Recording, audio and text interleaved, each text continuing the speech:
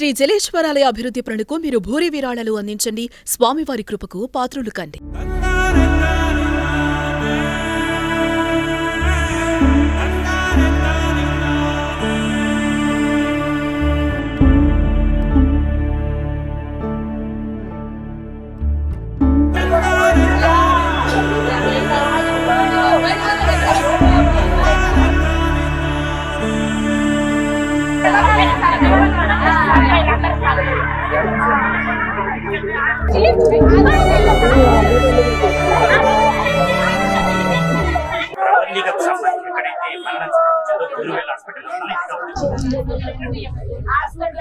ఏదైతే గవిచర్ల ప్రాంతానికి చెందిన ప్రవల్లిక ప్రాంతం ఈ ఇబ్బంది జరుగుతుందో అప్పటి నుంచి కూడా దాదాపు 4 గంటల నుంచి ఉద్రిక్త పరిస్థితి నెలకొంటుంది. వాళ్ళ కుటుంబ సభ్యులు కావచ్చు, వాళ్ళ యొక్క సమీప బంధువులు కావచ్చు, లేదా వాళ్ళ కులస్తులు కావచ్చు, పెద్ద సంఖ్యలో ఉన్నారు. వాళ్ళ గ్రామస్తులు కూడా వందలాది సంఖ్యలో ఉన్నారు. విషాదం ఏమిటంటే ప్రవల్లిక సోదరి కూడా గత కొంతకాలం కింద ఏ సంఘటనకు సంబంధం లేకపోయినా ఆమె కూడా చనిపోవడం, వాళ్ళ తండ్రి కూడా ఇక్కడే ఉన్నారు. మనం చూడొచ్చు, దాదాపు విషన్న వదనంతో కొన్ని గంటల నుంచి కూడా ఆయన ఇక్కడే ఉన్నారు. వాళ్ళ తండ్రి కూడా తల్లిని సోదరిని గాయపడ్డ ఎవరైతే సోదరుడికి పూర్తి వివరాలు తెలియదు, ఆయన పరిగెత్తుకుంటూ కాలి ప్రమాదానికి కూడా గురయ్యే సోదరుడు ఉన్నాడు. తర్వాత వాళ్ళ గ్రామస్తులు, మాజీ సర్పంచ్ కానీ సొసైటీ అధ్యక్షులు అంతా వాళ్ళు ఉన్నారు. వాళ్ళంతా కూడా సంఘీభావంగా ఎవరైతే ప్రవల్లిక కుటుంబానికి ఏదైతే అన్యాయం జరిగిందో దానికి సంబంధించిన వాళ్ళు వచ్చారు. ఒకసారి మాజీ సర్పంచ్ను వివరాలు కానీ లేదా వాళ్ళు ఏం కోరుకుంటున్నారో అడిగి తెలుసుకున్నాం. సార్ చెప్పండి.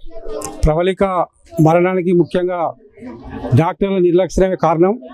దీనికి ఈ యొక్క క్యూరియల్ హాస్పిటల్ తప్పకుండా ఈ యాజమాన్యం దీన్ని బాధ్యత వహించి ఆ అమ్మాయి చనిపోవడం కేవలం డాక్టర్ల నిర్లక్ష్యమే కానీ ఇంకా ఏం లేదు.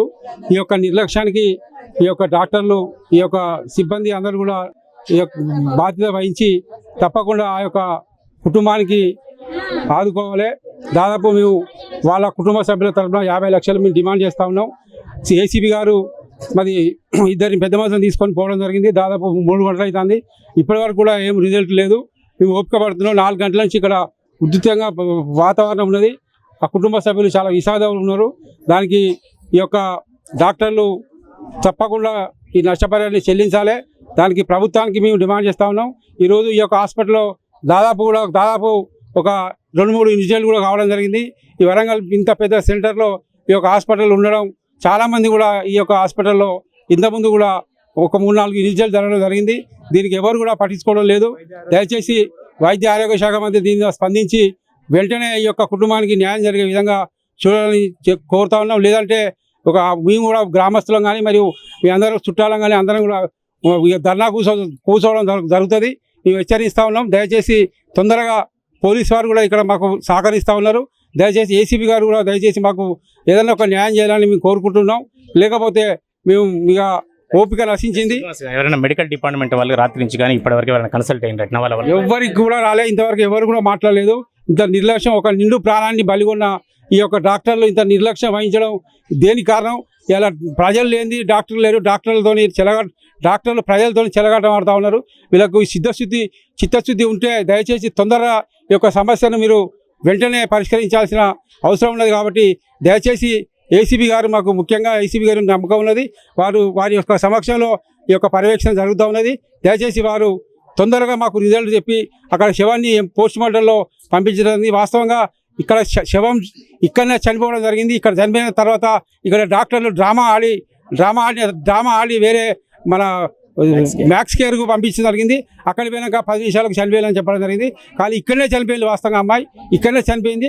కనీసం ఈ హాస్పిటల్ నుంచి మ్యాక్స్ కేర్ తీసుకుపోయే ముందు వాళ్ళ బంధువులకు కానీ వాళ్ళ భర్తకు కానీ ఎవరికి కూడా ఇన్ఫర్మేషన్ అందేయకుండా సొంతంగా వాళ్ళ అంబులెన్స్ పట్టుకొని పోయి వాళ్ళ భర్తను నేను అంబులెన్స్ వస్తానన్నా కూడా నువ్వు అద్దు బాబు నువ్వు బండి చెప్పి దొంగతనంగా తీసుకుపోయి ఇక్కడే చనిపోయింది అమ్మాయి. వాస్తవంగా ఏంటంటే వేరే క్రియేట్ చేసి అక్కడ మీకు ట్రీట్మెంట్ చేసినా చనిపోయిందని ఒక క్రియేట్ చేసిండ్రు. ఈ యొక్క దుర్మార్గమైన డాక్టర్లు, డాక్టర్ అంటే ఒక దేవుడు అని కొలుసుకుంటాం. ఈ యొక్క డాక్టర్లు అంటే దేవుళ్ళే డాక్టర్లే ఇంత మోసం చేస్తే ఈ ప్రజలు ఏం కావాలనేది చాలా ఆందోళనకరంగా ఉన్నాం. ఏదున్నా కూడా దీనికి ఈ యొక్క హాస్పిటల్ యాజమాన్యం మొత్తం దీనికి బాధ్యత వహించాల్సింది మీకు కోరుతా ఉన్నాం. అమ్మ మీరేమైతారు? మీకేమైతారు? మా అన్న కూడా బంధువేనా? మీరు ఎప్పుడు వచ్చింది ఇక్కడికి? నేను ఇప్పుడే వచ్చిన ఇంతకుముందు వచ్చారు. ఏమంటున్నారు అందరూ మీ పేషెంట్లు మీ బంధువులు? మేము ఇప్పుడే వచ్చినాం. ఏమనిపిస్తున్నది? ప్రబలికతోని బాగా చిన్నప్పటి చూస్తున్నారు. నేను చూడలేదు, నేను లేను. ఇంతమంది వచ్చిన చిన్నప్పటి నుంచి నీకు తెలుసు కదా ప్రబలిక. ప్రవళిక మంచిదే. దాని ముదాలు ఆపరేషన్ అయింది, కొడుకు పుట్టిండు, 6 ఏళ్ళ పిల్లగాడు అయ్యిండు, మంచిగా ఉంచుకున్నది. నిన్న వచ్చిందట, ఆపరేషన్ చేసిర్రట, పాప పుట్టిందని మాకు మా అల్లుడు ఫోన్ చేసిండు. ఇక మాకు ఇప్పుడు పొద్దున వచ్చింది, సంతోషం అనిపించింది. ఇంత జరుగుతుంది ఇట్లా అనుకోలేదు, న్యాయం జరగాలి దేవుడా. చాలా అమ్మాయి ఎంత యాక్టివ్ అంటే పక్కిల్లే ఎంత యాక్టివ్గా వచ్చినప్పుడు బాబాయ్ నేను ఆపరేషన్ చేసుకుంటున్నా పోతున్నాను వచ్చింది. చాలా యాక్టివ్గా ఉండే. ఈ డాక్టర్ అమ్మ చేస్తే కాకపోవచ్చు, జూనియర్లతో చేయించింది డాక్టర్ అమ్మ. అది వాళ్ళ నిర్లక్ష్యం. అసలు ₹1,00,00,000 ఇచ్చినా ఆ అమ్మాయిని అది తీసుకురారు. కానీ దక్షిణమే ఒక 50 లక్షలు ₹1,00,00,000 ఇచ్చి ఆ అమ్మాయికి చిన్న పిల్లలు పాపం చాలా పేదవాళ్ళు. ఇక్కడ ఇప్పుడు నైట్ నుంచి ఇప్పటి వరకు ఇంత నిద్ర లేదు ఒక్కరికి. లేకపోతే మాత్రం మేము ఉద్యమిస్తాం, దేనికైనా సిద్ధం. ఇప్పటివరకు సిపి గారి మీద నమ్మకం ఉన్నది కాబట్టి ఇంతవరకు ఆగుతున్నాం. ఎస్పీ గారు ఉన్నారు. అమ్మ మీకేమైతుందమ్మా? మీకేమైతుంది? మీరు రాత్రి ఉన్నారా? ఏం జరిగింది? మీరు ఉన్నప్పుడు ఏం జరిగింది? ఆపరేషన్ చేయించారు. చేయించినాక బయటికి తీసుకొచ్చినాక కొద్దిసేపటికే బెడ్ అవుతుందని చెప్పారు. బెడ్ అవుతుందని చెప్తే నా కొడుకును మా కోడలు వాళ్ళ తమ్ముడు ఊరికి అటు ఇటు తిరుక్కుంటా తెచ్చిళ్ళు. తెస్తా అంటే ఎక్కిస్తాను. ఎక్కించినాక సుత మళ్ళీ ఎట్లా మేడం ఇట్లా అవుతుంది అంటే ఇది గర్భసంచి తీసేయాలి రాజు అని గర్భసంచి తీసేసారు. గర్భసంచి తీసేసినాక ఏమున్నది మళ్ళీ లోపలి తీసుకెళ్ళారు. బ్లీడింగ్ గురించి చెప్పిండ్రా మీకు? చెప్తానే బెడ్ ఎక్కి తెచ్చుకుంటేనే ఎక్కించిళ్ళు. ఇక మళ్ళీ లోపలి తీసుకుపోయినాక అర్ధగంట సేపటికి రాజు అక్కడికి రాస్తాం, నన్ను నా కొడుకుని తీసుకుపోయారు. అలా పోతాం అన్నారు, తీసుకోపో అన్నారు.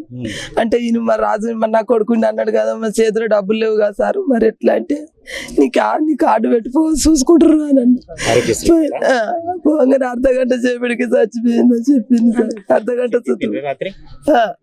అర్ధగంట సుత పట్టలే. నా కొడుకు ఎక్కుతానంటే సుత నా కొడుకు ఎక్కుతానంటే సుత ఎక్కనీయాలి. ఆమె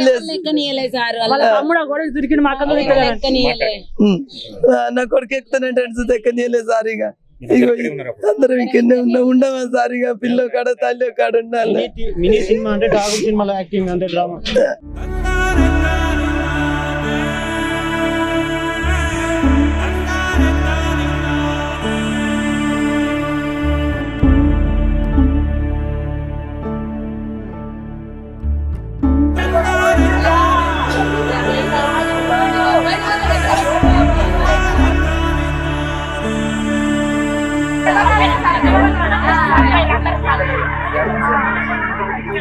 Thank you.